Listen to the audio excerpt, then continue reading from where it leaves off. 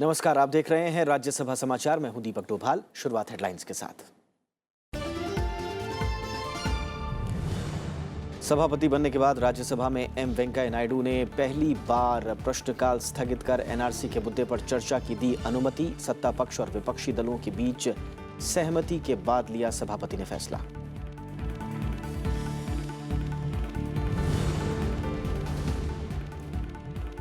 असम में राष्ट्रीय नागरिक रजिस्टर के मसौदे पर चर्चा के दौरान विपक्षी दलों ने की मानवाधिकार पहलुओं के नजरिए से समाधान की अपील। बीजेपी अध्यक्ष अमित शाह ने कहा, कांग्रेस असम समझौता लागू करने की नहीं कर पाई हिम्मत। पूर्व प्रधानमंत्री राजीव गांधी ने 1985 में असम अकॉर्ड पर किया था हस्ताक्षर। अवरोध के चलते गृहमंत्री राजनाथ सिंह नहीं दे पाए जवाब।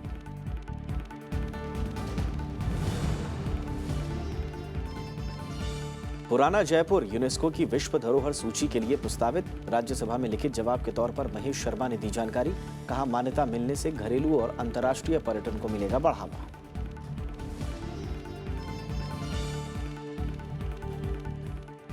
राज्यसभा में असम के एनआरसी के मुद्दे पर चर्चा के दौरान विपक्षी सांसदों ने जोर देकर कहा कि इसे धर्म या राजनीति के नजरिए से नहीं बल्कि मानवाधिकारों के नजरिए से देखने की जरूरत है।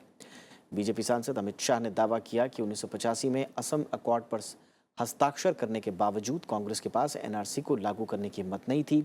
उन्होंने कहा कि एनडीए सरकार असम में घुसपैठियों की पहचान करने की हिम्मत दिखा रही है। उन्होंने कांग्रेस से सवाल पूछा कि वो क्यों अवैध घुसपैठियों को बचाना चाहती है। विपक्षी सांसदों की ओर से अवरोध की वजह से गृहमंत्री राजनाथ सिंह चर्चा का जवाब नहीं दे पाए। राज्यसभा में मंगलवार को प्रश्नकाल की कार्यवाही स्थगित कर असम में राष्ट्रीय नागरिक रजिस्टर के मसौदे पर चर्चा हुई। चर्चा की शुरुआत करते हुए नेता विपक्ष गुलाम नबी आजाद ने कहा कि एनआरसी के मुद्दे का राजनीतिकरण नहीं होना चाहिए। इसको मानव अधिकार का विषय मानकर लेना चाहिए, न कि किसी धर्म और जाति के लिए, और न इसी किसी पॉलिटिकल पार्टी को इसे अपनी राजनीति और वोट के लिए ये किसी इस्तेमाल नहीं करना चाहिए। और विशेष रूप से जो सरकार है, वहां की सरकार है और यहाँ की सरकार है, इसे राजनीति का मुद्दा और वोट की मशीन न बनाएं, बल्कि मानवाधिकार के विषय समझकर इसमें निर्णय और न्याय दें। धन्यवाद। विपक्ष के कई सारे सदस्यों ने गुलाम नबी आजाद की बात का समर्थन किया। टीएमसी ने एनआरसी के मसौदे को पूरी तरह से वापस लेने की मांग की। वहीं बोडोलैंड पीपल्स फ्रंट के विश्वजीत देमारी ने एनआरसी को लेकर विपक्ष की आशंकाओं को गलत बताया। उन्होंने कहा कि विपक्षी दल इस मामले में राजनीति कर रहे हैं। श्री राम गोपाल यादव, इस पर बहुत सावधानी बरतने की जरूरत है। जल्दबाजी में नाम किसी का काट दिया जाए तो जाएगा कहाँ फिर ये? मान लीजिए वो हमारे देश का नहीं है तो अपने देश में चला जाए, लेकिन हमारे देश के ही व्यक्ति का अगर नाम काट दिया जाएगा तब फिर कहाँ रहेगा जाके वो?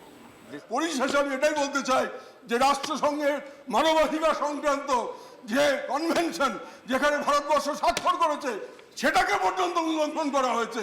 তাই আমাদের নেত্রী আজকে ডাক দিয়েছেন মমতা ব্যানার্জি যে এটাকে অবিলম্বে প্রত্যাহার করতে হবে। जितना भी भारतीय है एनआरसी में सबका भी नाम अपडेट हुआ है। जो भी अपडेट नहीं हुआ, शादी होके किसी ने बाद में जाके जो उनका डिटेल्स मांगा वो दूसरी स्टेट से टाइम पे उनका रिपोर्ट नहीं गया है, इसलिए उनको अभी रुका गया है। Thank you. और ऑलरेडी घोषणा क्या है हमारे जॉइंट क्या है नॉर्थ ईस्ट के इंचार्ज जॉइंट सेक्रेटरी होम वो भी मौजूद थे। ये 40,07,707 के ऊपर कोई एक्शन नहीं लिया जाएगा। बीजेपी सांसद अमित शाह ने कहा कि पूर्व प्रधानमंत्री राजीव गांधी ने अगस्त 1985 को असम अकॉर्ड पर हस्ताक्षर किए थे। अमित शाह ने कहा कि इस समझौते की आत्मा ही एनआरसी थी। उन्होंने ये भी कहा कि इसे लागू करने की हिम्मत कांग्रेस में नहीं थी। अकॉर्ड में कहा गया अवैध घुसपैठियों को पहचान कर उनको हमारे सिटीजन रजिस्टर से अलग कर I know what to do। अब अपना काम करिए। सिटीजन रजिस्टर बनाया जाएगा। वॉच एंड वार्ड का काम तो ये करने की जरूरत है इनिशिएटिव किसी जो को। ले रहे हैं, इनिशिएटिव ले रहे हैं, आपके ही प्रधानमंत्री ने, कांग्रेस पार्टी के प्रधानमंत्री ने लिया हुआ इनिशिएटिव, इसको अमल करने की हिम्मत नहीं थी। हम में हिम्मत है, इसलिए हमें करने के लिए निकले। मैं चाहता हूं 40 लाख के बांग्लादेशी घुसपैठिए कितने हैं, किसको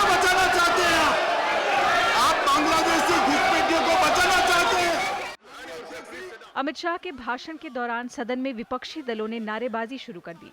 कांग्रेस और टीएमसी के सांसद आसन के करीब आ गए। सभापति ने आसन के करीब आए सांसदों से अपनी सीट पर वापस जाने की अपील की। Not the way. This is not the way. You had your say, and you don't allow others to. It may be unpalatable to you, but every member has got a right to express his views. इसके बावजूद अवरोध जारी रहा और सभापति ने सदन की कार्यवाही दोपहर 1:10 तक के लिए स्थगित कर दी। 1:10 PM 1:10 1 बजे 10 मिनट में मिलेंगे हम। 10 मिनट बाद फिर से कार्यवाही शुरू होने पर हालात में बदलाव नहीं आए। इसके बाद सभापति ने सदन की कार्यवाही बुधवार सुबह 11 बजे तक के लिए स्थगित कर दी। Tomorrow. कृति मिश्रा, राज्यसभा टीवी। और सदन में असम के एनआरसी मसौदे पर चर्चा के दौरान कई अन्य सदस्यों ने भी अपने विचार रखे। So now the Assamese community, they doesn't want all these people, so they wanted to weed out. But most of them are Indians actually. One family, they are all sleepless nights. 40 lakh 7,700 people are having sleepless nights. The security of the nation, number one, the humanitarian ground, nation two, and number two, and number three, all the irregularities, all the mistakes, all the defects that has occurred during the process of this registration that has also been, should be taken care of by the government. Thank you, sir. Probably this is one of my suggestion is that the matter can be referred to the parliamentary committee or somebody to redress properly. Otherwise, this can happen to some other state. Not only today, this can happen across the nation anywhere. कि व्यक्ति समुदाय में रहता है, उसकी पड़ताल की एक प्रक्रिया समुदाय के माध्यम से भी है। और आखिरी में महोदय आपके माध्यम से, nothing of this sort. It's a humanitarian crisis we are dealing with. Let's not resort to dog whistle politics. 40 lakh people, and as pointed out earlier by the leader of the opposition, it would multiply much more because every individual has 4 or 5 inmates in the house. So it would go beyond 1 crore. Have you ever thought of these people? They are all human beings. They are all living beings. Where are they going to go? As the LOP said, the responsibility is more on the government. I think nothing in detail to deliberate upon this. Taking this as a very serious issue, I urge the government to resolve this issue amicably, reasonably at the earliest. India जब बना तो हम पंजाब और बंगाल ने तो देखा है कि लाखों आदमी बहन भाई कितने मरे वहाँ पर, वो सभी जानते हैं। इसकी रिप्रिकॉशंस बहुत बड़ी बुरी हो सकती हैं। इसको रोकना चाहिए और ऐसी बात के इससे अलावा अगर असामीज को कोई प्रॉब्लम है वो भी हल कर रहे हैं कि इसमें बिहार के, उत्तर प्रदेश के, बंगाल के और तमाम नागरिकों के अधिकार को छीनने का काम सरकार कर रही है। अपने ही देश में अपने ही नागरिकों को रिफ्यूजी बनाने का काम कर रही है। इसको रोका जाए। According to the Citizenship Act and also migration rules, Right. if at all they permit, they can be considered to be given residential status at least, so that they can stay Right, here right. peacefully, and thereafter their future generation will be entitled because their future generations are born here in India. Thank you. Register. Thank you. And how government is going to address this issue? Government should take parliament into confidence, the political parties into confidence, and all should be done on the basis of a national consensus, because this is a very sensitive issue. And No Indian citizen can actually be excluded. But the larger issue, sir, is that citizenship is different from being on the electoral rolls. And that is a crucial difference which is there. And I'm very glad that the Honorable Chief Minister of Assam has pointed out that there can be no deportations. Because the question of deportations will naturally invite all international sanctions. मंगलवार को सभापति M Venkaiah Naidu ने पहली बार प्रश्नकाल की कार्रवाई स्थगित कर असम में राष्ट्रीय नागरिक रजिस्टर के मुद्दे पर चर्चा की अनुमति दी। सत्ता पक्ष और विपक्ष में सहमति बनने के बाद सभापति ने इस मुद्दे पर चर्चा की अनुमति दी। सभापति बनने के बाद पहली बार एम वेंकैया नायडू ने मंगलवार को प्रश्नकाल की कार्यवाही स्थगित कर किसी दूसरे मुद्दे पर चर्चा की अनुमति दी। इसके बाद ही प्रश्नकाल के दौरान असम में राष्ट्रीय नागरिक रजिस्टर के मुद्दे पर चर्चा हो सकी। मैं एक विषय स्पष्ट करना चाहता हूँ, चेयरमैन के नाते मैं कभी भी क्वेश्चन आवर सस्पेंड नहीं करूँगा, मगर और भी जो भी नियम है उसको सस्पेंड नहीं करूँगा, ये मेरा पद्धति है। फिर भी सबका मत एक है और विषय थोड़ा नाजुक मामला है, गंभीर मामला है। कल भी इसलिए मैंने खुद इनिशिएटिव लेके गृह मंत्री जी को बुलाया और गृह मंत्री आए थे। मेरा कहना इतना ही है, मामला संवेदनशील मामला है, इसलिए थोड़ा कृपया सब लोग उसको ध्यान में रख के पूरा इतिहास को भी समझ के उस हिसाब से बात करें तो अच्छा होगा।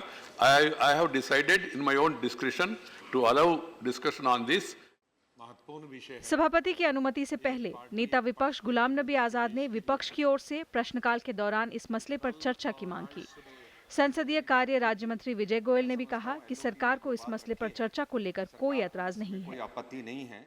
तो मेरा निवेदन होगा सभी सदन से कि यदि अगर हम क्वेश्चन आवर सस्पेंड करें और माननीय चेयरमैन साहब उसको स्वीकार करें तो हम क्वेश्चन आवर ही खराब होगा, वरना फिर अलग अलग मांग आएगी तो पूरा दिन ज़ाया हो जाएगा। कम से कम उसके बाद तो दूसरी सदन की कार्रवाई चल सकती है। सर, ये मैं विपक्ष की तरफ से आपसे मांग करना चाहूँगा। सभी पार्टियों के नेताओं ने मुझसे पहले भी बात की थी और मैं समझता हूँ एलओपी ने जो बात रखी है, सरकार को इसमें कोई आपत्ति नहीं है। अगर केवल क्वेश्चन आवर के समय के अंदर इस चर्चा को हम समाप्त करें। हालांकि प्रश्नकाल के दौरान इस मसले पर चर्चा पूरी नहीं हो पाई और टीएमसी और कांग्रेस सांसदों की ओर से अवरोध की वजह से सदन की कार्यवाही बुधवार सुबह 11 बजे तक के लिए स्थगित कर दी गई। कृति मिश्रा, राज्यसभा टीवी। इससे पहले लगातार दूसरे दिन राज्यसभा में शून्यकाल के दौरान एनआरसी के मुद्दे पर अवरोध दिखा। टीएमसी समेत कई विपक्षी सांसदों ने इस मसले पर को उठाने की कोशिश की। सभापति एम वेंकैया नायडू ने सदस्यों को अवगत कराया कि उन्होंने गृह मंत्री राजनाथ सिंह से यहां आकर जवाब देने की अपील की है। उस वक्त राजनाथ सिंह लोकसभा में थे। सभापति ने कहा कि यह गंभीर मसला है और सदस्यों को अपनी बात रखने का मौका दिया जाएगा। हालांकि इसके बाद भी अवरोध जारी रहा, जिसके कारण सभापति ने सदन की कार्रवाई दोपहर 12 बजे तक के लिए स्थगित कर दी।